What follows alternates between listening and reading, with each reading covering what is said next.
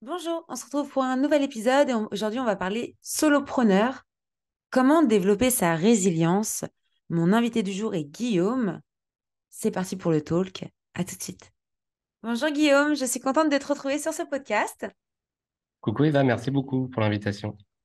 Je t'en prie, j'adore recevoir des solopreneurs et c'est le sujet du jour. Est-ce que tu veux te présenter un petit peu à la communauté?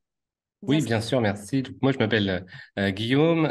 Moi, j'accompagne justement les solopreneurs à développer leur résilience, qui est aussi, je pense, le sujet du jour, et développer également leur activité à leur image, vraiment de façon fluide et légère. Pour moi, l'entrepreneuriat, ça doit pas être compliqué. Justement, on doit pouvoir avoir quelque chose qui nous ressemble et de le faire de la façon la plus fluide et légère possible. Voilà un peu ce que je fais.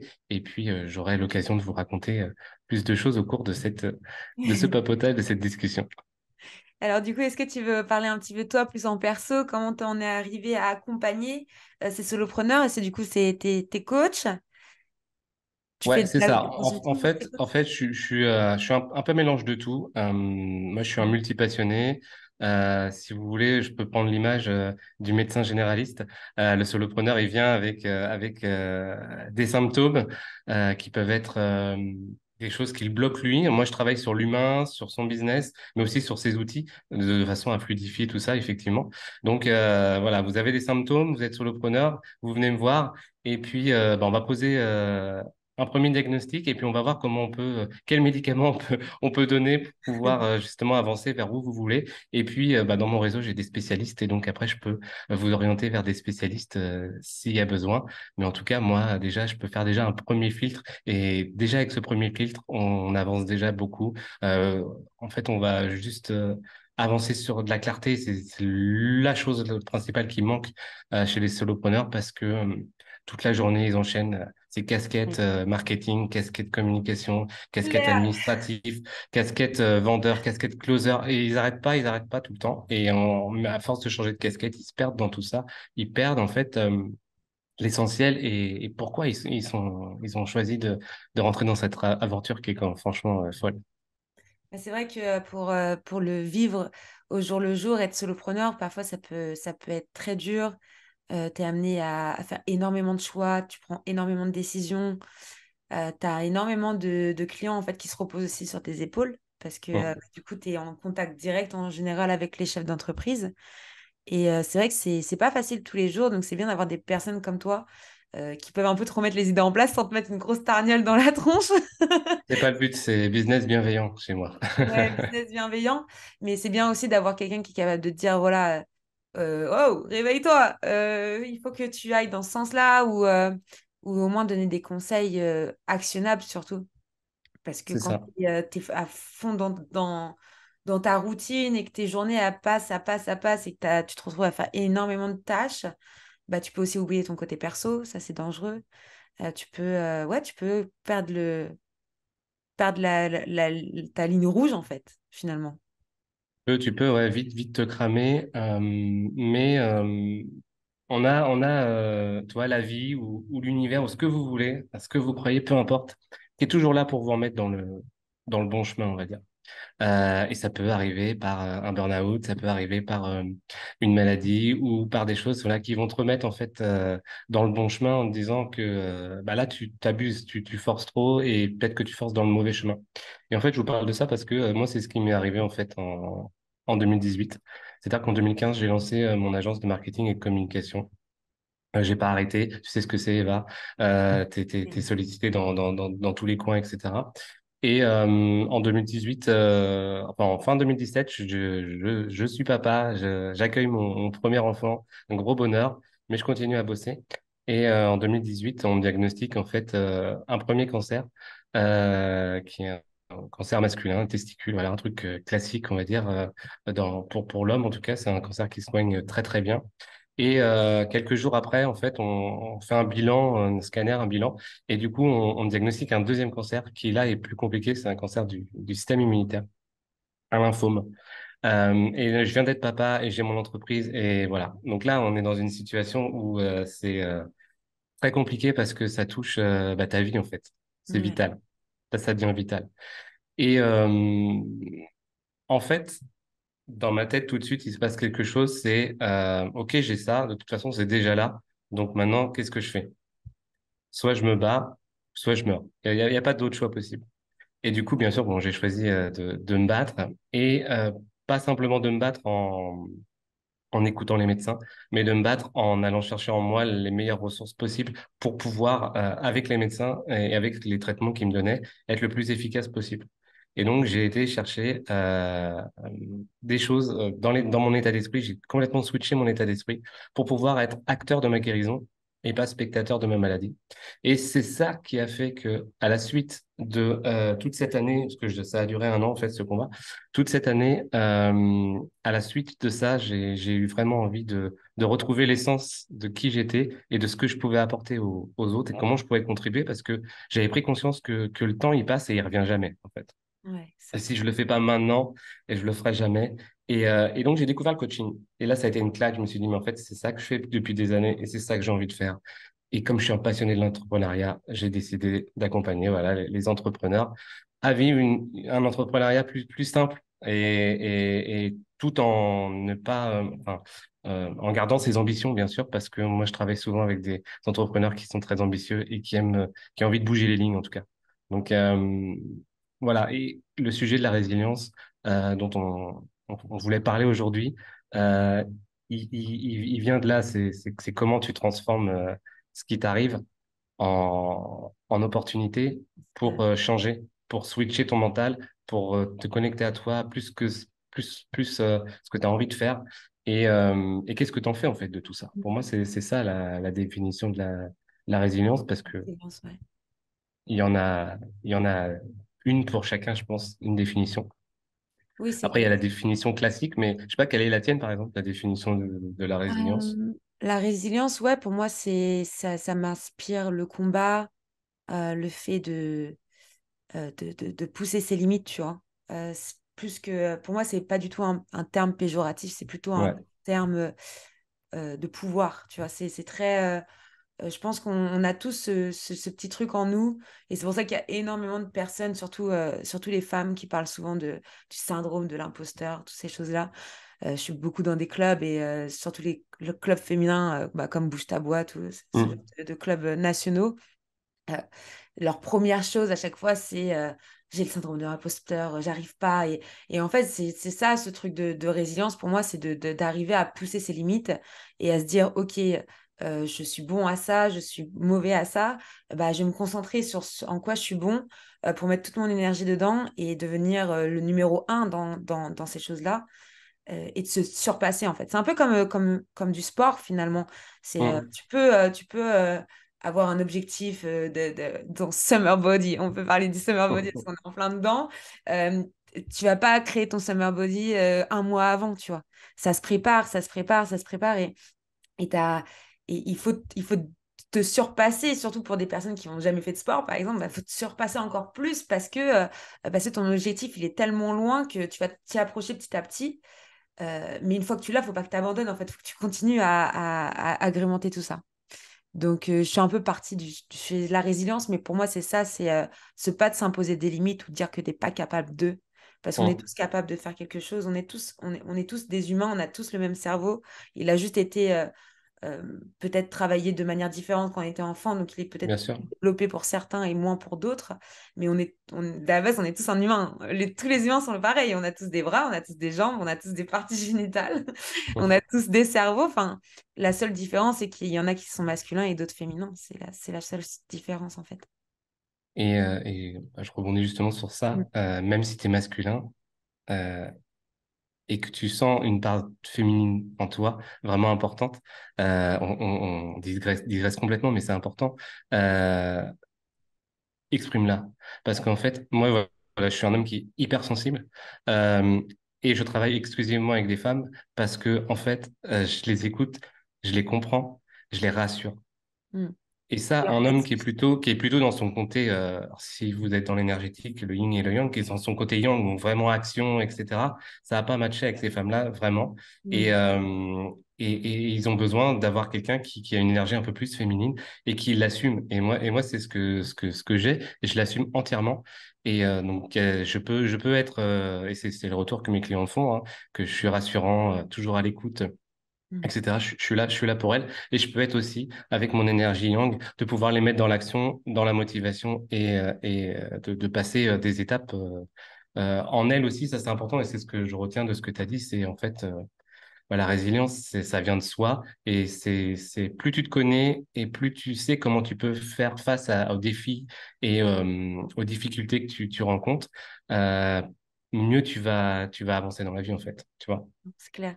Et c'est pour ça que ça fait beaucoup, on parle aussi beaucoup de développement personnel, parce que ça fait partie de ta route, en fait. Plus tu vas te connaître, plus ça va être simple pour toi d'appréhender des événements importants. Tu vois, il y a des personnes qui ont du mal à gérer leur stress. Bah, prenez votre stress comme une force. Il y a plein d'éléments, en fait, d'énergie, de sentiments, d'émotions qui font que, bah, en fait, si tu arrives à transformer tes émotions négatives en une émotion positive pour que ça devienne tes forces, bah, tu arriveras à surmonter n'importe quoi, en fait. Bien sûr. Les étapes de la vie, que c'est des étapes dans l'entrepreneuriat. Et c'est vrai qu'il y en a plein qui osent pas se lancer, ce que je peux comprendre. Après, on a des très belles carrières dans le salariat, comme des très belles carrières dans l'entrepreneuriat. Il y a pas une qui est mieux, il y a juste des personnes qui sont plus faites pour un et l'autre pour d'autres. Mais en tout cas, qu'on soit un poste à très haute responsabilité, même si on est salarié, on aura peut-être autant de stress qu'une personne à son compte qui a lui-même des salariés. C'est juste que c'est pas les mêmes taux de stress. Mais après, dès lors que tu arrives à te contrôler, que tu te connais, encore une fois, on retourne dans C'est le... la connaissance de soi, c'est la base de tout. C'est ça, de la base de tout. Et je pense que ça vient aussi en vieillissant, tu vois. J'aurais jamais eu ce discours-là il y a 10 ans. Il y a Bien 10 ans, sûr. en fait, tu sais, t'étais jeune, tu penses que tu connais tout de la vie, t'as tout vu, t'as touché, limite, tu vois. Mm. Et en fait, tu te rends compte en vieillissant que mais t'étais loin de te connaître, et t'étais loin de connaître ce que t'aimais, tes envies. Et, euh, et c'est fou en vieillissant, enfin, je me sens tellement transformée et je me dis, mais c'est quoi en fait quand t'as 50 ans, quand on a 60 70 le, le, le- la vue que tu peux avoir sur la vie, sur les choses de la vie et sur toi, c'est incroyable en fait. On appelle la sagesse. Ouais, la Et sagesse. du coup, plus tu vieillis, plus tu es sage et tu peux transmettre ça aux plus jeunes générations. Et c'est ça que j'aime faire, en fait, moi aussi, dans l'entrepreneuriat, c'est de prendre ces solopreneurs et peu importe leur niveau, en fait, tu as quelque chose à leur apporter. Et puis, bah, moi, avec cette capacité, en fait, à rebondir, parce que c'est ça aussi, hein, pour moi, la définition de la résilience, c'est comment je fais face aux défis et ma capacité à rebondir, en fait, des situations stressantes et traumatisantes, et comment je m'adapte au changement et je continue à progresser malgré ça, tu vois, c'est ça qui est important. Et donc, j'aime accompagner, voilà, les entrepreneurs à dépasser ça parce que moi, je supporte pas quand quelqu'un me dit non, mais de toute façon, je suis comme ça marchera pas, je suis comme ça. Non, tu peux toujours changer. C'est ta responsabilité de le faire. C'est ça. Mais si tu as envie d'être bon dans l'entrepreneuriat et d'avancer dans tes objectifs, ou si tu as envie d'être bon dans le salariat et d'atteindre tes objectifs, bah, tu as besoin de te connaître, tu as besoin de changer et tu peux pas te dire bah, c'est comme ça et puis c'est pas grave, quoi. Ouais. Il y a toujours moyen de changer, c'est ta responsabilité. Tu vois, ça c'est la responsabilité de chacun, c'est aussi un terme qui est hyper important. Et du coup, toi, avec ta casquette de coach, pour des personnes là qui seraient en train de nous écouter et qui se diraient par où en fait tu commences pour changer, tu vois. Des personnes qui n'ont pas encore cette sagesse ou qui n'ont pas encore compris qui elles étaient. Je sais pas si on pourrait leur donner des conseils pour Bah, peut-être travailler sur eux. ouais.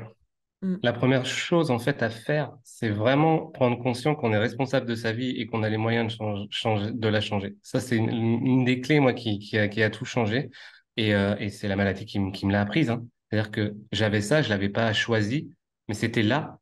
Et donc, j'ai le choix de choisir de me laisser bouffer par ça ou d'agir et de mettre les choses en place pour pouvoir guérir, voir mon fils grandir, etc.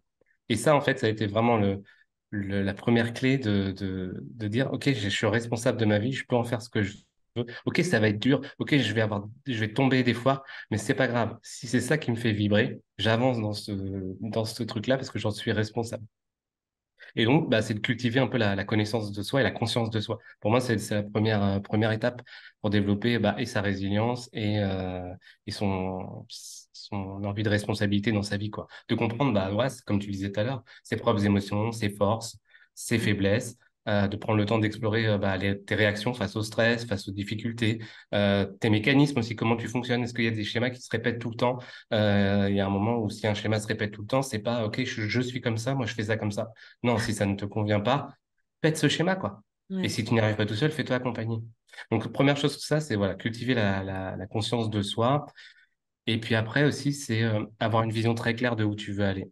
Je sais que ça, c'est pas facile, mais c'est indispensable. Si tu sais pas où tu vas, si je te mets dans un taxi et que tu sais pas où tu vas, le taxi il part. Imagine-toi comment tu es en stress parce que tu sais pas combien de temps le voyage va durer, par où tu vas passer.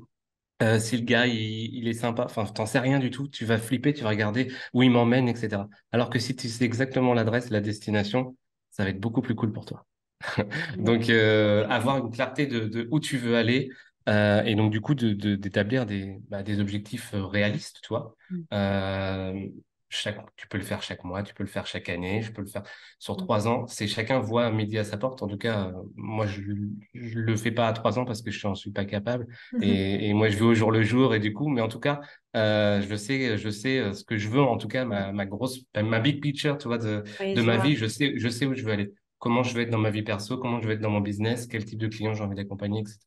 Il y a ce truc de... bon, déjà, il y a beaucoup de personnes maintenant qui ont des... c'est comme des gratitude books, tu sais, des Ouais, livres c'est ça.